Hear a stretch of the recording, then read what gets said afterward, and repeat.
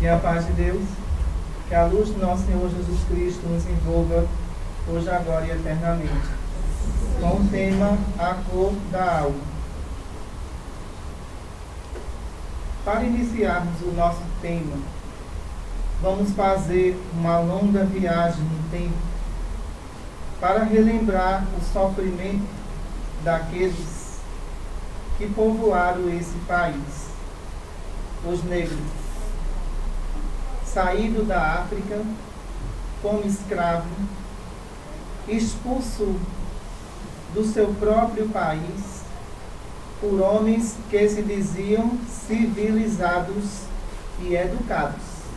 Imaginem vocês, civilizados e educados, mas que através da força subjugava o seu próximo e o escravizava. Momentos tristes da história mundial. Quando víamos que crianças de 10 anos de idade era bruscamente separado dos seus pais e trazido para Portugal. Trazidos para o Brasil. Porque a produção não podia parar à custa do sofrimento dos outros. A produção não podia de nenhuma forma paralisar. Mas como essas criaturas poderiam trabalhar 12 horas por dia? Só tinha direito a um copo com água e a um pão duro e nada mais. E o homem civilizado, porém, achava que tudo isso era normal, praticar a escravidão com o ser humano. Quando a gente lembra passagens de navios negreiros vindo para esse país e muitos negros que foram jogados ao mar porque não aceitavam ser escravos, que foram afogados, infelizmente isso aconteceu, afogados, jogados a tubarões por seres que se diziam civilizados. Imagine vocês. Civilizados mesmo. Não tinha sentimento pelo ser humano. Se tivesse sentimento, porém, iria pensar 2 vezes antes de pegar uma criança e separar dos pais. Ou então, os pais ou as mulheres que tinham criança amamentando na África, essas crianças eram assassinadas,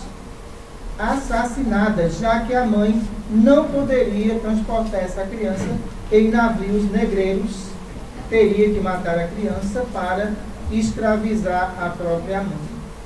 É interessante essa marca da história mundial. É interessante porque, quando a gente vai observar e fazemos esse tema, a cor da alma, mostramos perfeitamente que Deus não estabeleceu aos espíritos desencarnados nenhuma cor própria. Deus é universal. Os espíritos são universais. Por ser universais, porém, observamos que a cor da alma está no próprio coração de cada um. Pode ser uma pessoa de olhos claros, pele clara, e ter um coração escuro e negro, sem nenhuma evolução espiritual, para depositar e para acolher o seu semelhante que ali está presente. Pode ser um negro africano, mas, no entanto, o coração dele está puro e iluminado de luzes para ajudar as pessoas que o procuram. Quando a gente vai observar os cultos afro-brasileiros da época da escravidão, observamos também muitas questões religiosas nesse ponto de vista, de discriminação de cor, que os espíritos superiores não concordam, de nenhuma forma. Não concorda porque, se Deus nasceu para todos, ou se o sol nasceu para todos, como poderia, na época da escravidão, o branco achar que Deus era só para ele? O branco achar perfeitamente que Deus era tão perfeito que poderia renegar os próprios negros. Veja que absurdo. Não quero levantar nenhuma questão crítica, nem tampouco polêmica, com relação ao catolicismo do passado. Ajudou muita gente. Porém, o radicalismo religioso que foi implantado na época da escravidão é bom lembrar para que ele não apareça mais, de forma nenhuma. Porque quando os negros se dirigiam às igrejas, não podiam entrar, eram barrados na porta. Mas por quê? Porque estavam maltrapilhos. Se tivessem maltrapilho, o Cristo pregou que todos seriam bem-vindos na sua casa, porque a sua casa era a casa do Pai, independente de cor religiosa, todos poderiam estar dentro dessa casa. No entanto, o que a gente observa era verdadeiros absurdos de abuso de poder religioso na época. A pessoa que era negra simplesmente era impedida de entrar nas missas. Não é verdade? Estou colocando uma verdade.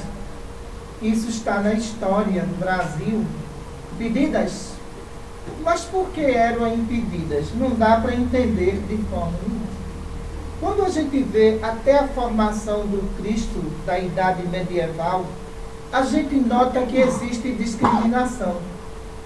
Porque o Cristo que formularam foi o Cristo perfeito fisicamente, belo fisicamente, de olhos claros fisicamente. Talvez os padres pensou que o negro não seria filho de Deus porque não apresentava nenhum sinal característico da imagem do Cristo. Um erro absurdo com essas pessoas. Uma injustiça que tem que ser corrigida, que merece uma palestra mesmo. Tenha certeza disso. E como merece. Porque não dá para entender como era que o Cristo andava com leprosos, andava com pessoas viciosas, acolhia todos eles, e de repente o Império Romano separa o Cristo do povo. Foi um separatismo geral. O Império Romano agora, ele adota a postura de colocar Jesus em Roma da forma e da maneira que os romanos se vestiam. Veja mesmo, as características romanas, a cor romana, os olhos romanos, mas que nenhum sentido tinha com a verdadeira imagem de Jesus. Não tinha. Apenas criaram um ser perfeito fisicamente para dar a entender que Roma, na verdade, não teria cometido o grande erro da história, condenar um homem inocente.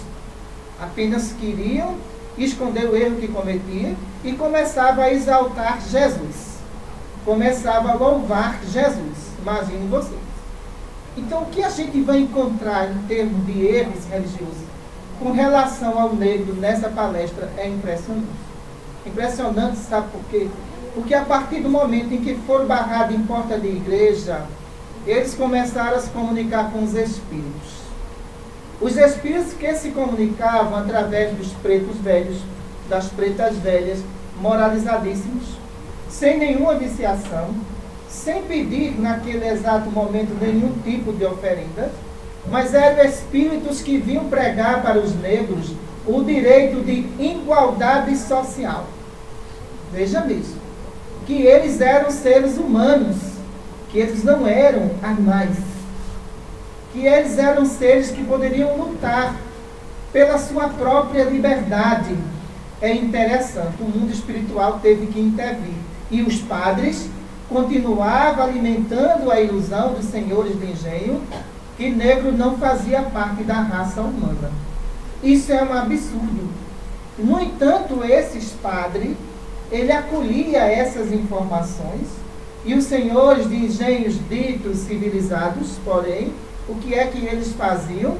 Dava a sua doação, seu dízimo, na esperança de ter um lugar no céu. Imaginem vocês. Como o negro não tinha como pagar, que era escravo e trabalhava de graça, muitas dessas pessoas achavam que, a partir do momento em que o negro desencarnasse, ele iria para o purgatório. Se enganaram. Mas como se enganaram? Sabe por quê? Deus não vai pela cor, vai pelo coração. Não é pela cor que ele está indo, é pelo próprio coração e o sentimento mais íntimo do ser humano, que é amar o próximo como a si mesmo. E eles se ajudavam entre eles. E eles eram unidos entre eles. Enquanto isso, a produção da cana-de-açúcar na região nordeste, ela teria que funcionar. E o negro que não produzisse era jogado dentro das fornalhas. Imaginem vocês. Aquele que se repelisse contra o seu patrão ou que fugisse, quando fosse capturado, era jogado na fornalha. Se ele fosse um bom escravo, ele ainda tinha o direito de ir para o tronco. Veja você, se ele fosse um bom escravo. Mas se ele fosse um escravo que esclarecesse aos outros do direito de liberdade, que eles não eram animais, imediatamente teria que ser eliminado pelos senhores de engenho. Olha, construir um país chamado Brasil, no meio de uma violência dessa, vocês não querem que tenha pessoas violentas, seria impossível. Praticamente impossível. Porque as raízes, as características do país, em termos de produção de cana-de-açúcar, em custa de vidas humanas e de crianças sendo eliminadas, esse país não seria uma maravilha? De nenhuma forma. Teria que ter uma raiz de violência para que hoje essa violência viesse fluir. É história. Simplesmente é história. E a partir do momento em que as comunicações espirituais ela começou a ser dada nas senzalas, os negros começaram a aprender uma coisa: o direito de igualdade, ser humano, sentimento dentro de si, estava ali presente. Já não podia mais entrar na igreja, mas a felicidade estava dentro deles. E essa felicidade dentro deles, em noite de lua cheia, muitas comemorações, através dos tambores, os tambores que indicavam a felicidade, que indicava a própria liberdade de cada um, de direito que estava ali presente.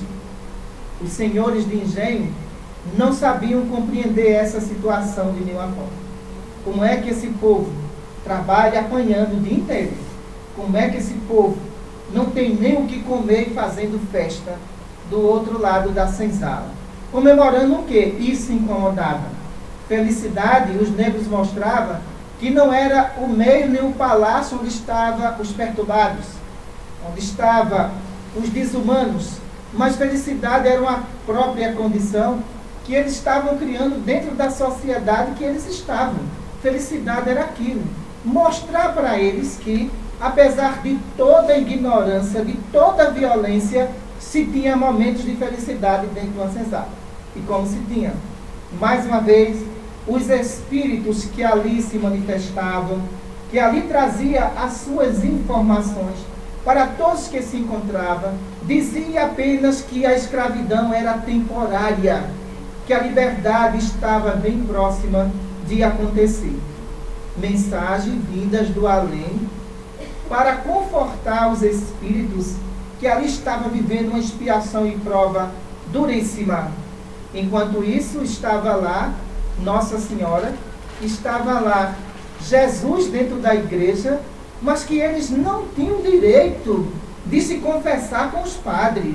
Mas os senhores de engenho tinham esse direito. Como é que os senhores de engenho chegavam para os padres da época e diziam: hoje eu acabei de matar um negro, eu vim me confessar e quero perdão? E os padres perdoavam. Imaginem vocês. Mas perdoava por quê? Porque ele dava o dízimo na igreja. Ele reformava as igrejas da época. Eles tinham autoridade sobre a igreja. E essa autoridade que ele tinha, claro, infelizmente, os padres achavam que poderia perdoá-lo e cada vez mais eles matavam. E como matavam? A gente compara o massacre dos negros no Brasil com o Holocausto da Alemanha, é a mesma coisa. Tem diferença nenhuma.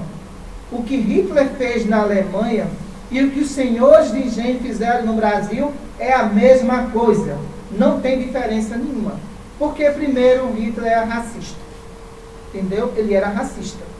Na cabeça dele, a raça ariana era uma raça pura. Os senhores de engenho tinham a mesma filosofia de Hitler. E eles achavam que a raça dele era a raça perfeita. Mas se observa-se também que o negro, ele trouxe várias culturas para esse país. Culturas essas que devem ser cultivadas, que devem ser respeitadas até hoje. Quando a gente observa a questão medicinal dos escravos, que ele trazia através dos próprios índios que conversavam, trazia todo tipo de medicação que hoje vocês tomam na farmácia. Mas de onde veio essa medicação? Olha, essa medicação não veio de nenhum cientista, não. Foi a cultura negra aqui, ó. Foi a cultura negra que trouxe para aqui vários tipos de descoberta que existia na África, já que não tinha médico para negro mesmo, só tinha mesmo para senhor de engenho. Então os espíritos que desciam e incorporavam neles, orientava o tratamento à base de ervas medicinais. Essas ervas medicinais curou muita criatura que estava na senzala, enquanto os senhores de engenho morriam de doenças degenerativas e a medicina material não curava ele. Enquanto que os negros que estavam ali dentro das suas senzalas, que trabalhavam, que muitas vezes tinham processo de infecções na pele, por chicotadas que levava, mas, no entanto, os espíritos que ali desciam, passavam todas as medicações medicinais para que ele sobrevivesse e que ele tivesse a sua liberdade. Veja-me, que interessante. Quando a gente vai observar a questão econômica trazida pelo negro no Brasil, o Brasil hoje só é o que é graças ao negro, graças a ele. Porque a lei de produção imposta por eles, ele suportava a lei de produção, ele suportava trabalhar 18 horas por dia, mostrava que era um povo de coragem, mostrava que era um povo que veio a esse país trazer só benefício, mas que não foram compreendidos nem valorizados até hoje. A verdade é essa. Não foram valorizados, não foram compreendidos, e temos uma sociedade cheia de preconceito ainda com o negro. Não vamos dizer que não tem não, porque tem. Temos uma sociedade cheia de preconceito. Mas para que preconceito? Porque nas nossas pesquisas espirituais, 80% do DNA de vocês é de negro. E agora? Quando a gente vai observar as gerações que passaram, os bisavós de vocês, tataravós de vocês, que casaram com negras, essa geração de DNA está até aqui hoje. Isso inegavelmente está até aqui hoje. E tem muitas pessoas com preconceito que dizem: ah, eu não gosto de pessoa de cor. É engraçado, seu DNA é de cor, viu? Não tem para onde, seu DNA é de cor. Então você não tem o direito de falar isso com o ser humano. Porque aquela pessoa que está ali é uma pessoa flexível, é uma pessoa amorosa, muitas vezes uma pessoa instruída, educada, e muitos brancos não chegam aos pés de muito negro educado. E não reconhece isso. Porque a discriminação racial, a gente considera um absurdo. A gente considera um estacionamento total da sociedade atual. Como é que isso pode existir hoje? Me diga mesmo.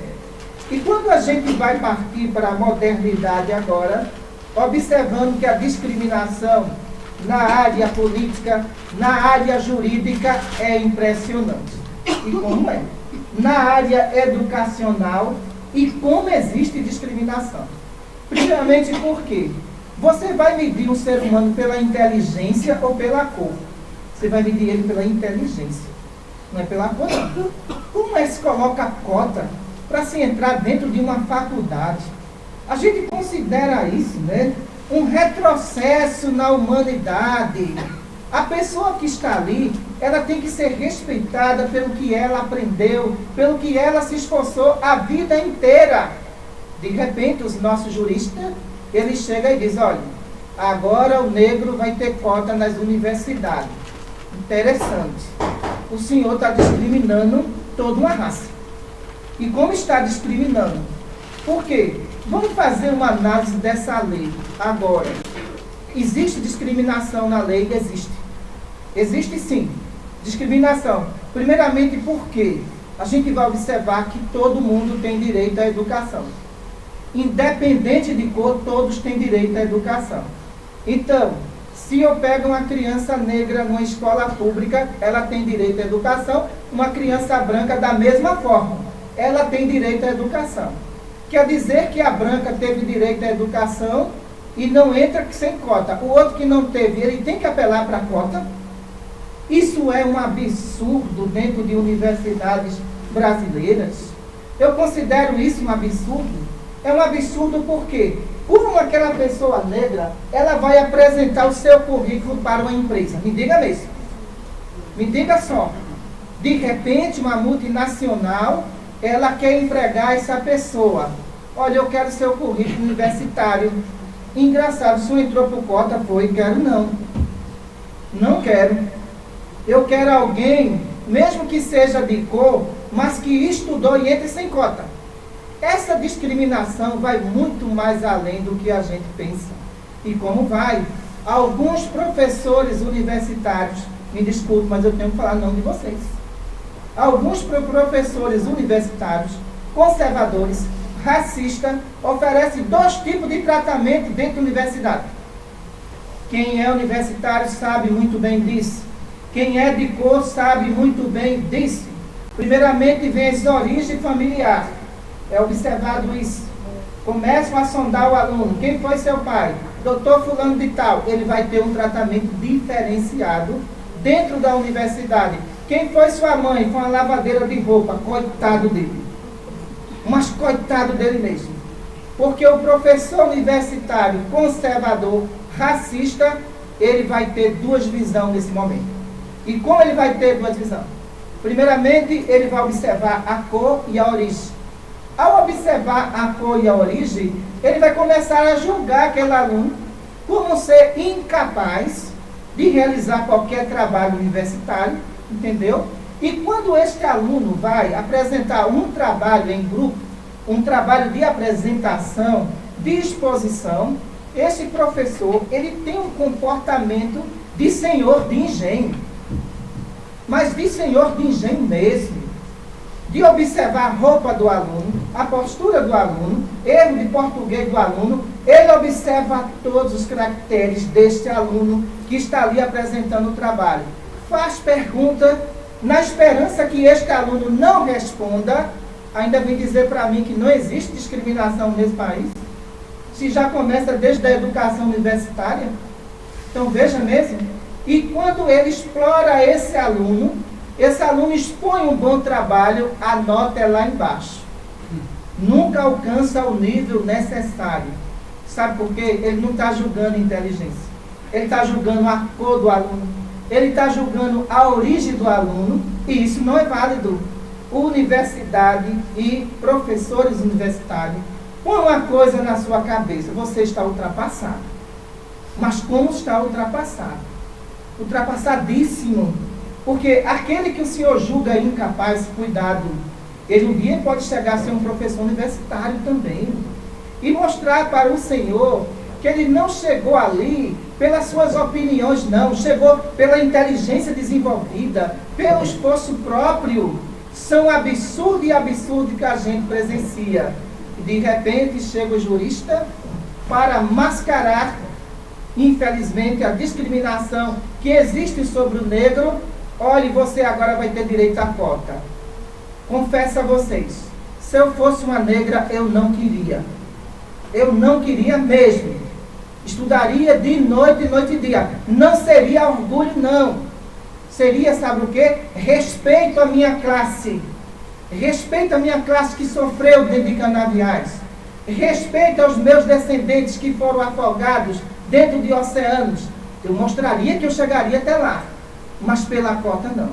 Porque pela cota o que dá para entender é que houve um separatismo social. Foi isso que aconteceu. A elite se separou.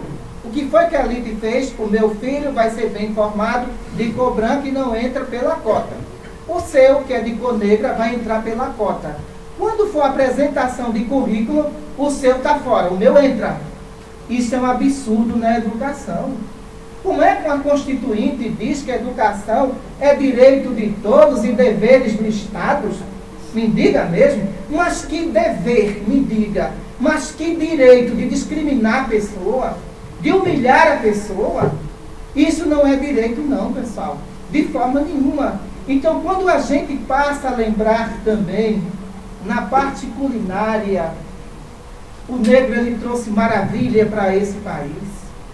Mas que maravilha na arte culinária, que ensinaram muitas vezes as senhoras que estavam lá, numa cadeira de balanço, se abanando, o tempo passando e elas não aprendendo nada na vida. E muitas daquelas cozinheiras africanas, elas ensinaram a preparar o cuscuz. O cuscuz que vocês comem hoje veio do negro. Quem tiver discriminação, não coma mais cuscuz. Não faça isso de jeito nenhum. Porque o inhame veio do negro, macaxeira veio do negro, a tapioca, o beiju veio do negro. Então, o próprio cultivo do feijão, da feijoada, feita na região Nordeste, veio do negro. Quem tiver discriminação, faça uma pesquisa no Brasil e veja o que veio do negro eu não vou comer mais. Você vai morrer de fome. Porque 100% da alimentação que existe nesse país foi implantada por eles. Agora, como é que nós poderemos julgar essas criaturas? Não podemos de nenhuma forma, não. Nós temos que apoiá-los.